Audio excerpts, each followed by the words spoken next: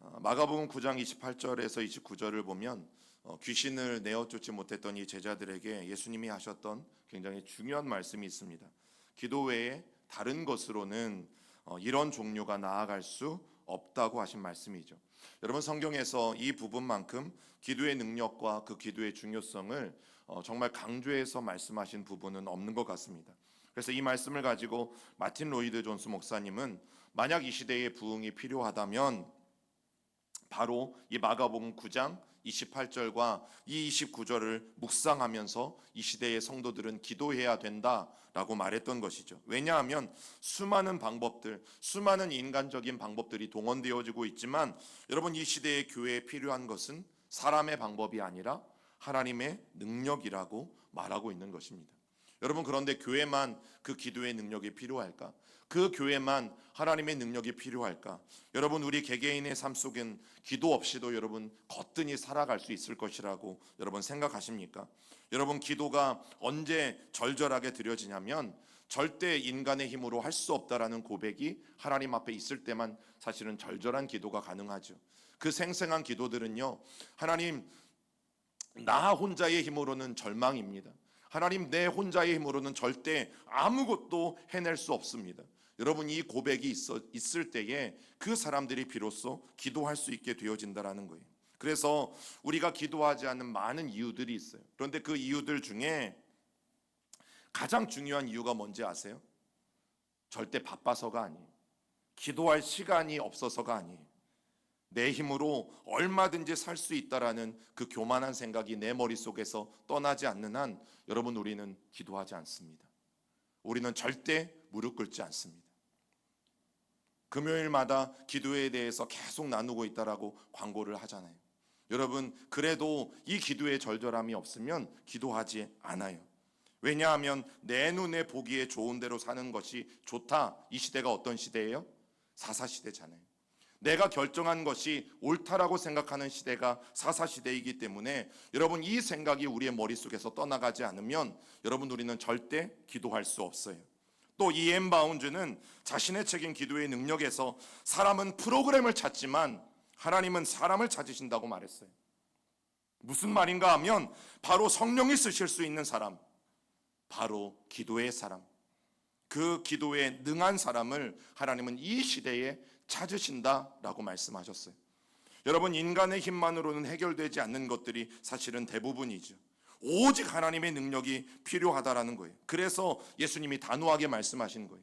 기도 외에 다른 것으로는 이러한 일을 행할 수 없다. 무슨 뜻입니까? 기도 아니면 안 된다. 오직 기도여야만 한다라고 예수님은 너무도 강하게 말씀하고 계신 거예요. 여러분, 우리가 종종 기도의 힘을 너무나 자주 간과해요. 그런데 기도에는 우리가 상상할 수 없는 놀라운 능력이 담겨져 있죠.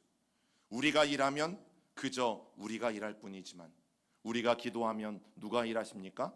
하나님이 일하십니다. 여러분, 저는 오늘날 우리에게 필요한 것은 더 많은 방법이 아니라고 생각합니다. 저도 이 마틴 로이드 존스 목사님의 말과 또 이엠 바운즈의 말에 동의해요. 여러분, 우리에게 필요한 것은 또 다른 방법이 아니에요. 더 획기적인 어떤 프로그램이 아니에요. 더 우리에게 즐거움을 안겨줄 수 있는 그런 좋은 프로그램들이 교회에 존재해야 된다? 여러분, 저는 이 생각을 접은 지 이미 오래예요. 오늘 분명히 말할 수 있는 것은 여러분, 기도가 우리에게 절실합니다. 오늘을 살아가는 우리에게 더 많은 방법이 아니라 기도의 능력이 절대적으로 필요한 시대를 저와 우리들은 살아가고 있는 거죠. 여러분, 그래서 다니엘 프로젝트의 두 번째 대안이 무엇인가 하면 여러분, 우리는 우리의 자녀들에게, 그 미래 세대들에게 바로 기도의 능력을 가르쳐 주어야 해요. 그리고 그 기도의 중요성에 대해서 분명하게 가르쳐 주어야 합니다. 여러분, 삼손과 같은 출애굽 3세대들에게 반드시 부모 세대가 해야 될 것은 기도를 가르쳐 주는 거예요. 여러분, 반드시입니다. 반드시. 이것은 선택이 아니에요. 이것은 여러분들의 필요에 따라서 고르는 것이 아니에요. 여러분, 이것은 반드시. 그래서 성경의 역사를 바라보면 여러분, 하나님을 찾지 않고 자기 멋대로 살아가는 그 시대의 가장 큰 특징이 기도하지 않는 시대예요. 인간들이 가장 타락하고 하나님으로부터 징계를 받았던 시대, 내 멋대로 살아갔던 시대의 가장 큰 특징이 뭐라고요? 기도가 약화되어졌다라는 거죠. 여러분 특히 우리가 계속 보고 있는 이 사사기를 보면 너무 잘 알 수 있어요. 그래도 초반에는요, 힘들고 어려우면 하나님 앞에 부르짖긴 했어요. 하나님, 우리가 잘못했으니까 제발 와서 도와달라고, 제발 이 이방인들의 압제 가운데서 우리를 자유케 해달라고 여러분 부르짖는 모습들이 그래도 사사기 초반에는 계속해서 등장하고 있어요. 그래서 일명 모든 사사들에게 다 맞는 것은 아니지만 사사기 패턴이라는 게 있잖아요. 이들이 바알과 아세라를 섬겨요. 그렇게 죄를 짓고 타락을 해요. 그러면 하나님은 어떻게 징계하셨어요? 이방에 있는 민족들을 들어서 이 이스라엘 백성들을 징계하셨죠. 그러면 이 징계에 참다 못해 이스라엘 백성들이 하나님 앞에 잘못했다고 부르짖어요. 회개해요. 그러면 하나님은 또 마음이 약해서 그 회개와 부르짖음을 들으시고 이스라엘 백성들에게 찾아오셔서 이방 백성들을 몰아내 주시고 그들을 회복해 주시는 과정이 있었죠. 그런데 여러분, 이 패턴에서 너무 중요한 게 뭔지 아세요? 그들이 하나님 앞에 그래도 잘못했다고 회개했다라는 거예요. 그래도 하나님 앞에 내가 범죄했다라고 그들이 하나님 앞에 부르짖었다라는 거죠. 여러분, 회개가 있었으니까 회복이 있는 겁니다. 우리는 회복을 꿈꿔요. 우리는 성공을 꿈꾸고 우리는 축복을 꿈꿔요. 그런데 그 이전에 필요한 이 회개와 같은 일들은 하지 않으면서 많은 사람들이 회복을 꿈꾸죠. 기도 외에는 다른 것으로는 하나님의 그 능력은 여러분 나아갈 수 없어요. 그러니 아무리 타락했던 이 사사시대였어도 여러분 초반만큼은요, 하나님 앞에 회개하는 기도가 살아있었던 시대이긴 했어요. 사사기 10장 10절을 같이 읽어봅니다. 시작. 이스라엘 자손이 여호와께 부르짖어 이르되 우리가 우리 하나님을 버리고 바알들을 섬김으로 주께 범죄하였나이다 하니. 여러분, 그들이 비록 범죄했어도 이렇게 간절한 회개의 기도를 통해서 하나님은 그들을 다시 회복시켜 주셨죠. 그리고 그들에게 다시 한번 기회를 주셨고 다시 한번 그들이 하나님의 나라를 세워갈 수 있도록 여러분 그들에게 기회를 여전히 주고 계신 것들을 보게 되어집니다. 그런데 가슴 아픈 게 뭐냐면 이 10장 10절을 사사기에서 꼭 기억하세요. 왜냐하면 이제 이렇게 부르짖는 모습은요, 이 구절 이후에 등장하지 않아요. 사사기에서 이스라엘 백성들이 하나님 앞에 부르짖었다는 구절이 이제 이 10장 10절 이후에 여러분 사사기에서 찾아보기 힘들다라는 거죠. 삼손은 그런 사회 분위기 속에서 자랐어요.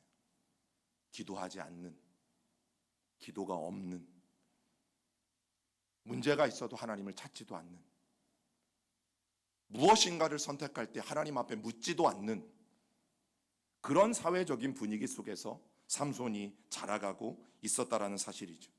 물론 사회 분위기에 영향을 받지 않는 사람들도 간혹 있어요. 그런데 인정할 수밖에 없는 것은 대부분의 모든 사람들은 사회 분위기에 영향을 받죠. 여러분, 오늘날 사회 분위기를 보면 대부분 기독교를 반대해요. 심지어는 증오하고 심지어는 기독교를 깎아내리기에 바쁘죠. 여러분, 대표적으로 매스컴이 그래요. 특별히 넷플릭스 같은 OTT 프로그램을 보면 얼마나 기독교를 깎아내리기에 바쁜지 몰라요. 사기치고요, 범죄를 저지르고요, 악랄한 회장이 나와요. 근데 이 회장이 어느 날 저녁 식탁에 가족들하고 다 모여요. 뭐라고 하는 줄 아세요? 우리 다 같이 하나님께 기도합시다. 그리고 거기에서 찬송가도 이상하게 부르고 아무튼 예배하는 모습을 보여줘요. 여러분, 그게 TV 드라마에서 보여주는 오늘날 기독교의 모습이고, 죄송하지만 넷플릭스에서 그것을 가장 많이 언급하고 있어요. 또 유명 작가 드라마들을 보세요. 이 드라마들을 보면 꼭 이 드라마의 내용 가운데 동성애가 심겨져 있는 것들을 보게 돼요. 여러분, 젊은 세대들이 그걸 보면서 뭐라고 하는 줄 아세요?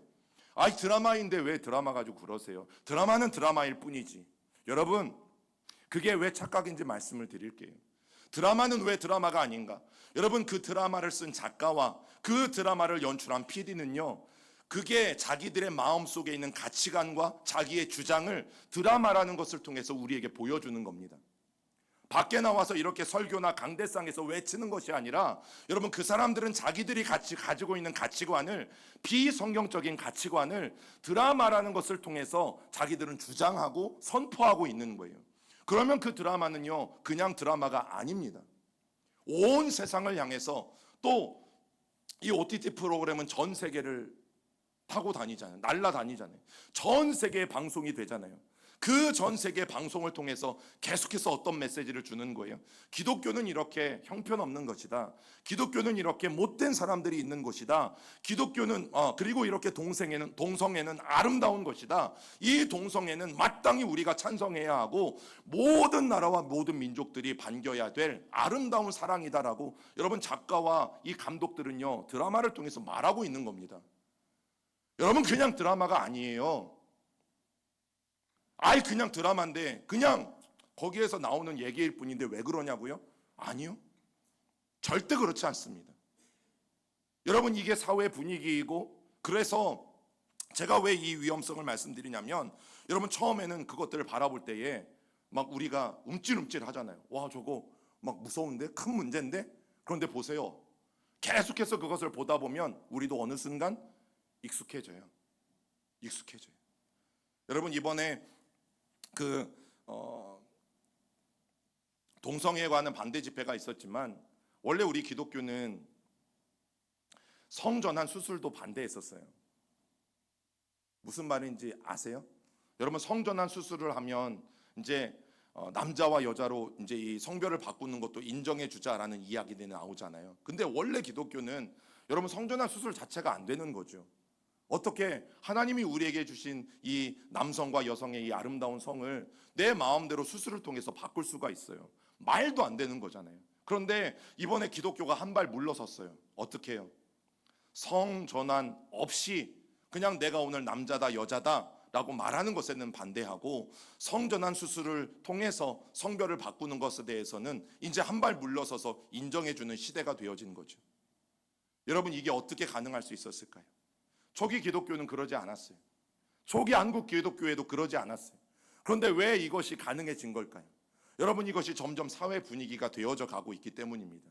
그래서 이것에 반대하는 이 동성애에 대해서 반대하는 이제 그리스도인들조차도 점점점 줄어들고 있는 게 현실인 거죠. 대한민국의 그리스도인들이 1000만이 처음에는 동성애는 안 된다라고 반대했다가도 여러분 이게 사회 분위기가 되어져 버리니까 이 중에 1000만이 이제 500만만 반대하는 일이 생겨나고 이게 시대가 점점점 이제 변하기 시작하면 여러분 그 중에도 정말 극소수를 제외하고 나머지는 동성애를 찬성하는 이 안타까운 일들이 일어날 수도 있다라는 거죠.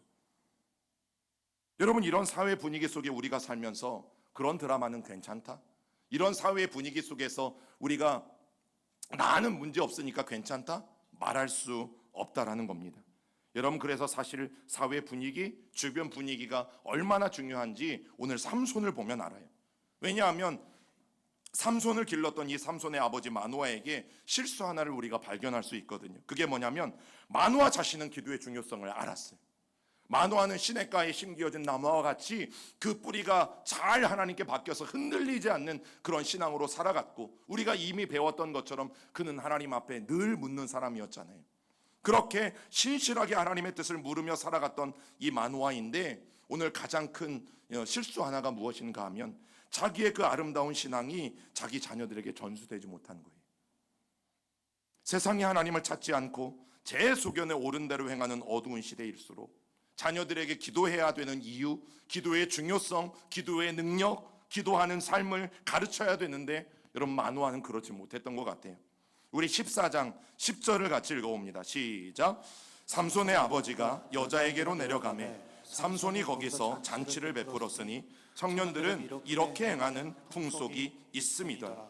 여기에 보면 청년들은 이렇게 행하는 풍속이 있었다라고 말하고 있는데 무슨 말을 하는 거예요? 삼손도 그 시대에 그 사람들의 풍속, 그런데 지금 여자에게로 내려갔다라는 것은 이스라엘 땅에서 일어나고 있는 풍습이 아니라 딥나 곧 블레셋 사람들의 땅에서 일어나고 있는 풍습에 대해서 말하고 있는 거죠. 그 풍속이 무엇인지 삼손이 알았어요. 삼손은 이스라엘 백성입니다. 그런데 삼손이 어찌 알았는지 다른 민족인 블레셋 사람들의 이 생활 풍속을 알게 되어진 거죠. 자, 나실인으로서 사사로서 하나님 앞에 구별된 삶이었어야 되는 삼손임에도 불구하고 자기 소견에 옳은 대로 행하는 그 시대에 편승해서 그것도 블레셋 사람들의 청년들이 어떻게 살아가는지까지도 이미 다 섭렵해서 알고 있는 삼손의 모습을 성경은 그대로 보여주고 있는 거죠. 그런데 이 말씀에서 주목하고 싶은 것은 아버지 마노아의 태도예요. 외모만 보고 이방 여자랑 결혼을 한 것은 안 된다고 처음에는 반대했지만 결국 마노아가 어떻게 합니까? 그것을 용인해주고 허락해주죠. 그래서 삼손의 아버지가 여자에게로 내려가매 라는 말이 거기에 기록되어져 있는 거예요. 여러분, 아들에게 잘못되었다라고 처음 그 주장대로 계속해서 말해 주었어야 돼요. 너는 나실인이야.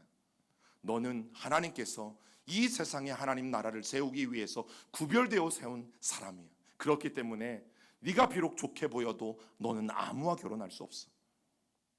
여러분, 이 사실에 대해서, 분명한 진리에 대해서 계속해서 아버지 마노아는 삼손에게 말해 주어야 돼요. 그런데 결국 어떻게 됩니까?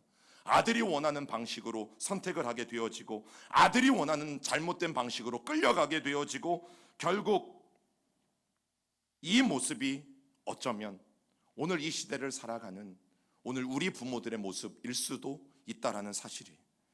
여러분, 부모들은 얼마나 신실한지 몰라요. 하나님 앞에 늘 예배하는 것, 하나님을 섬기는 것, 하나님 앞에 기도하는 그 모습 너무너무 신실하지만 그 자녀들을 바라볼 때 세상 방식대로 살아가는 것을 어떻게 하지 못하는 무기력한 부모의 모습들을 우리가 종종 만나게 되어지죠. 여러분, 그런 모습이 내 자화상인 것 같아서 안타깝다라는 이야기를 드리는 거예요.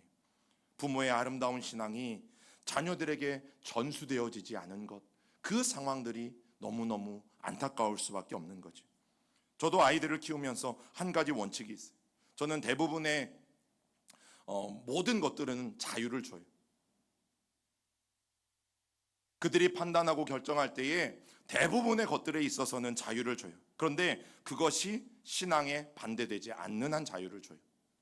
그것이 기독교 신앙과 하나님 나라의 가치관에 위배되지 않는 한 자유를 줘요. 그 안에서만 자유를 주지 그 밖에서는 저는 되게 고집스럽고 굉장히 보수적이에요. 그래서 그 이외의 것들에는 절대 자유를 주지는 않아요. 여러분, 오늘 삼손에게 발견되는 가슴 아픈 모습이요, 기도하지 않는 인생을 사는 바로 그 모습이 보여지기 때문이에요.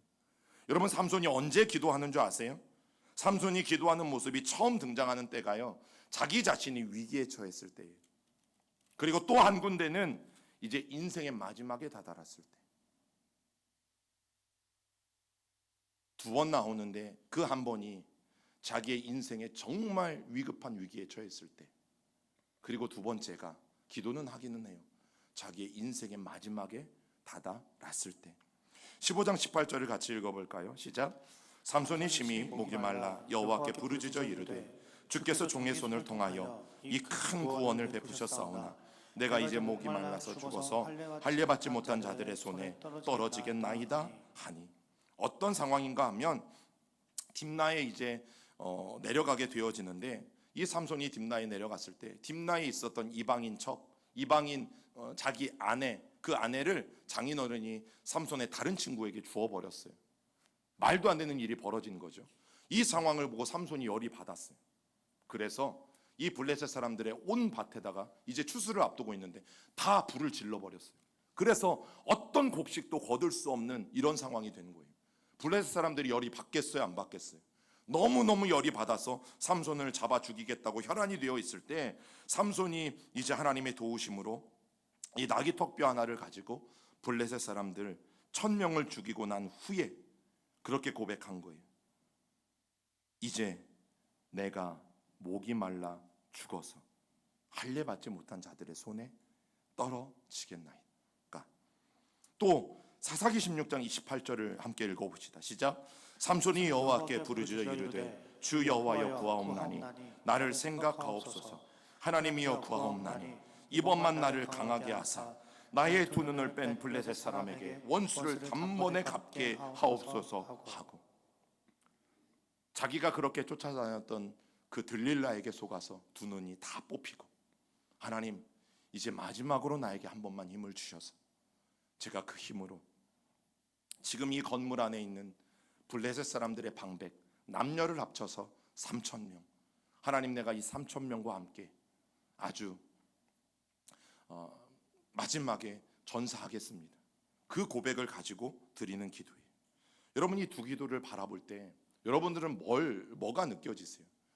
삼손이 하나님 앞에 이렇게 기도하고 간구했더니 하나님이 물도 주셨고 하나님이 마지막 때에 어마어마한 힘도 주셔서 그 블레셋 사람들 3,000명이나 죽게 하셨다.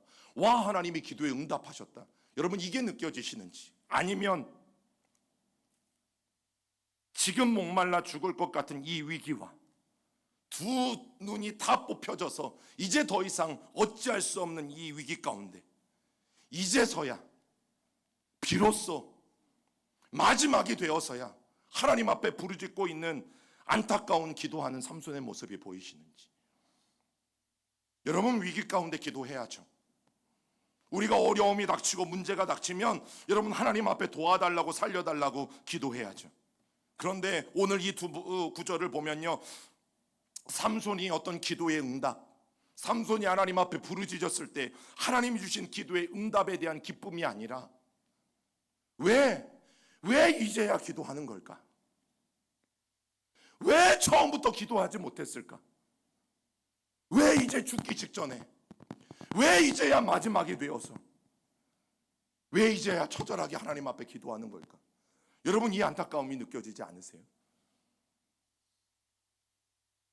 만약에 그 아버지 마노아가 만약 기도의 능력과 중요성을 조금만 더 빨리 이 삼손에게 알려주었다라면 얼마나 좋았을까? 삼손아, 여자를 만날 땐 기도해야 돼. 네가 어떤 중요한 선택을 할 때는 삼손아, 기도해야 돼.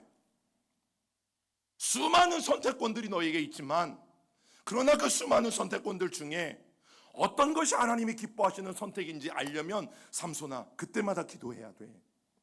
네가 중요한 사업의 일들을 결정할 때, 네가 어떤 사람들을 만나게 되어질 때에, 그리고 수많은 대화들이 오갈 때에 네가 무엇이 진짜이고 거짓인지 판단할 수 없으니 그 하나님의 뜻을 분별하기 위해서 그때 너는 또 기도해야 돼. 네가 수많은 대학교를 갈 수 있고 여러 과를 선택할 수 있지만, 그러나 그때 너는 기도해야 돼. 하나님이 너에게 주신 달란트와 재능이 무엇인지 알게 해달라고 기도하고, 또 하나님, 나에게 주신 달란트와 재능, 이것들을 통해서 하나님 어떤 비전을 이루어가길 원하십니까? 그것을 나는 잘 모르기 때문에 하나님 앞에 과를 선택할 때도 기도해야 하고, 대학을 결정할 때도 기도해야 하고, 사소한 것 하나라도 너는 하나님 앞에 기도해야 돼. 여러분, 이 기도의 능력과 중요성을 조금만 더 빨리 알았더라면 아버지 마노아가 자기만 기도하지 말고 기도하는 모습을 삼손에게 보여줬을 뿐만 아니라 그 기도를 왜 해야만 되는지, 또 어떻게 기도해야 되는지 잘 가르쳐 주었다면 어땠을까? 만약이지만 여러분, 어디까지나 가정일 수 있지만 그랬더라면 아마 삼손이 사사기 14장 계속해서 우리가 1절, 2절, 3절을 읽지만 이 반복해서 있는 이 말씀 속에서 그 여자가 자기의 눈에 쏙 들어왔을 때, 하나님, 제가 이 여자를 선택해야 됩니까? 말아야 됩니까? 하나님 앞에 묻지 않았을까요? 하나님, 제가 자꾸 겉으로 보는 외모로만 여자를 선택하는 그런 제 안에 단점이 있습니다. 약점이 있습니다. 하나님, 제발 이 약점, 성적 유혹을 이겨낼 수 있는 이 약점들을 하나님 제 안에서 해결해 달라고 여러분 그때 부르짖었다면 이런 안타까운 일들은 벌어지지 않았을 것이라는 생각들이 어디까지 가정일 수 있지만 드는 이유는 뭘까요? 여러분, 보통의 간증들을 보면 부모의 믿음은 좋은데요, 자녀들이 오히려 방황하고 자녀들이 문제를 일으키고 또 오히려 자녀들이 병을 얻고 나서야 그제서야 하나님을 만나고 부르짖은 그런 간증들을 종종 들을 때가 있어요. 가만히 생각해 보면요, 너무 원통한 일이에요. 부모들에게 조금만 빨리 배울 수 있었다면, 부모들이 자녀들에게 그 기도의 능력과 중요성을 빨리 알려줄 수 있었다면, 물론 아픔을 겪으면서라도 삼손처럼 기도해야죠. 그러나 그것도 감사한 일이지만 여러분, 기도의 소중함과 기도의 능력을 우리가 조금 일찍 알았더라면, 그리고 더 빨리 우리 자녀들에게 알려줄 수 있다면 얼마나 좋을까. 세계적인 기독교 교육학자인 존 웨스터호프는 이런 말을 했어요. 신앙은 가르치는 것이 아니라 삶으로 보여주는 것이다. 여러분, 이 말의 의미는 가르치지 말라는 뜻이 아니라, 사람들은 가르친다라고 말하면 말로만 가르쳐요. 이렇게 해라 저렇게 해라, 말로만 가르쳐. 이 존 웨스터호프의 말이 무엇인가 하면, 말로 가르치는 가르침이 아니라 직접 부모님이든 선생님이든 삶으로 보여주는 가르침이 있어야 아이들이 그것을 보고 배운다라는 말을 한 거예요. 사랑하는 부모님들은 그래서 기억하셔야 돼요. 살아가다가 우리 자녀들이 앞이 캄캄하고 억장이 무너질 때, 내 힘으로 도무지 해결할 수 없는 그 어마어마한 일을 만날 때, 그래 기도해야 돼 라는 것을 가르치는 건 너무너무 중요해요. 그런데 더 중요한 건 뭐라고요? 그런 비극이 이르기 전에, 그런 비극이 찾아오기 전에 순간순간 모든 시작 앞에서 하나님 앞에 기도하고 시작해야 되는 것, 여러분 그것부터 가르쳐야 되는, 그 기도의 소중함을 우리 자녀들에게, 우리 미래 세대들에게 반드시 알려주셔야 되고 반드시 깨우쳐 주셔야 돼요. 그래야지만 삼손같이 두 손 두 발 다 묶이고 나서, 그리고 마지막 죽음을 앞두고 하나님 앞에 부르짖는 비극을 막을 수 있는 것이죠. 여러분, 오늘을 살아가는 우리 어른 세대, 또 우리 부모 세대, 어쩌면 만약 여러분들이 자녀들을 그냥 방치해 놓고 계시다면, 또 나는 기도로 충만하고 나는 기도의 능력과 나는 기도의 기쁨을 늘 경험하고 살지만, 여러분 만약 우리 자녀들에게 그 기도의 능력과 중요성을 가르치지 않은 것이 있다면, 여러분 우리 부모 세대, 어른 세대들은 눈물로 회개하셔야 돼요. 왜 그런지 아세요? 절대 기독교 신앙은 나홀로 신앙이 아니에요. 절대 기독교 신앙은 나 혼자 잘 되는 신앙이 아니에요. 그것이 믿음이 됐든 그것이 무엇이 됐든 절대 기독교 신앙은 나 혼자서만 독불장군처럼 서 있는 신앙이 아니기 때문이죠. 그런데 여전히, 야, 기도는 엄마 아빠가 다 할 테니까 너는 가서 열심히 공부나 해라. 기도하고 예배는 엄마 아빠가 다 할 테니까 너는 열심히 오늘도 가서 공부하고 일해라. 여러분, 이렇게 말하면 정말 우리의 자녀들이 훌륭한 자녀로 자라갈 것이라고 생각하신다면, 여러분 그것은요, 훌륭한 사람을 만드는 것이 아니라 지금 또 다른 삼손을 키워내는 것이라는 것을 우리는 명심하셔야 돼요. 저는 1999년 9월에 예수전도단에서 6개월 동안 제자 훈련을 받았어요. 그때 하나님께서 저에게 반복적으로 주신 말씀이 예레미야 33장 3절이에요. 너는 내게 부르짖으라. 내가 내게 응답하겠고 내가 알지 못하는 크고 은밀한 일을 내게 보이리라. 하나님이 이 말씀을 거의 한 달에 한 번씩 3번에 걸쳐서 전혀 다른 방법으로 저에게 계속해서 듣게 하셨어요. 그래서 제가 3번째 이 말씀을 딱 들었을 때는, 아, 하나님이 기도하라고 하시는구나. 그것도 그냥 기도하는 것이 아니라 부르짖으면서 기도하라고 하시는구나 라고 깨닫게 되었어요. 그래서 제가 그때부터 하나님 앞에 그냥 기도하지 않았어요. 훈련을 받는 이 2개월 동안, 그리고 그 이후에 전도여행을 다니는 이 전도여행은 3개월 동안 기도 시간이 주어지면 하나님 앞에 무조건 부르짖으며 기도하기 시작했어요. 작은 기도로 해도 하나님이 들어주십니다. 묵상으로 해도 하나님이 들어주십니다. 그러나 저에게는 하나님이 부르짖으라고 말씀하셨기 때문에 여러분 그때부터 하나님 앞에 부르짖기 시작했어요. 하나님, 제가 이 훈련에 왜 왔습니까? 하나님, 6개월 동안 제가 왜 집을 떠나서 이곳에 와서 이 훈련을 받고 있습니까? 이 훈련의 의미를 깨닫게 해주세요. 그리고 내가 훈련을 받고 전도여행을 다니는 동안 하나님이 어떤 분이신지를 알게 해주세요. 하나님 아버지의 사랑이 얼마나 크고 놀라운지 하나님, 제가 그것을 경험하여 알기를 원합니다. 하나님, 그리고 제가 이제 대학교 2학년 마치고 왔어요. 이제 다시 돌아가면 3학년으로 복학을 하고 앞날에 무엇을 해야 될지 제가 아직 모르는데, 하나님, 제가 무엇 하면서 살아야 합니까? 저에게 하나님의 길을 보여주세요. 저에게 하나님의 비전을 보여주세요. 여러분, 그게 제가 5, 6개월 동안 계속해서 하나님 앞에 부르짖으며 드렸던 기도였어요. 그리고 하나님은 하나하나 보여주셨어요. 하나하나 그 하나님 아버지의 사랑이 얼마나 깊고 놀라운 사랑인지, 그리고 내가 어떤 길을 가는 것을 통해서 하나님 앞에 영광을 돌려드려야 되는지.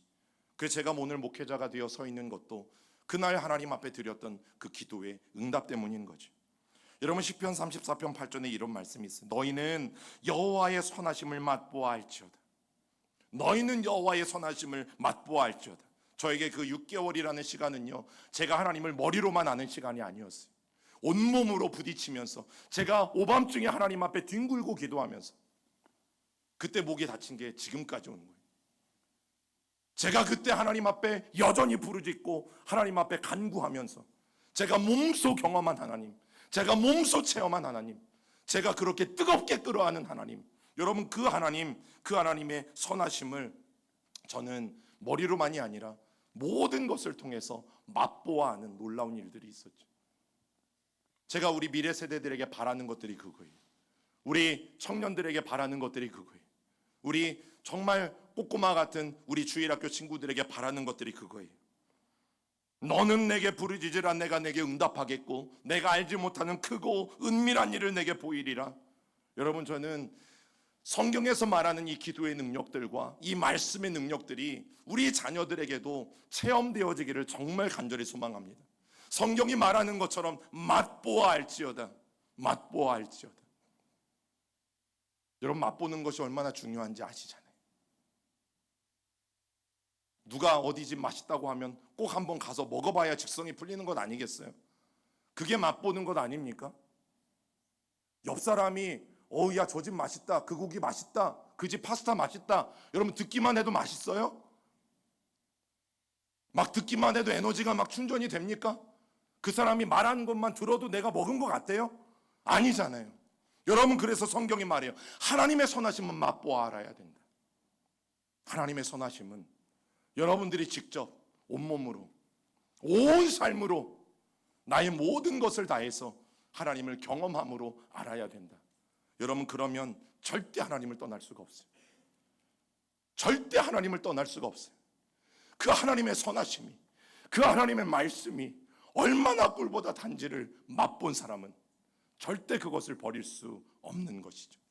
우리 미래 세대들에게, 우리 다음 세대들에게 그 기도의 능력을 맛보아 알아내는 것을 우리 부모 세대는 분명히 가르치셔야 하고, 우리 당사자가 되는 우리 자녀들과 우리 청년들과 미래 세대들은 여러분이 하나님의 말씀을 기억하셔서 반드시 그 기도의 능력을 맛보아 알아가는 그런 세대로 거듭날 수 있기를 여러분 주님의 이름으로 부탁을 드립니다.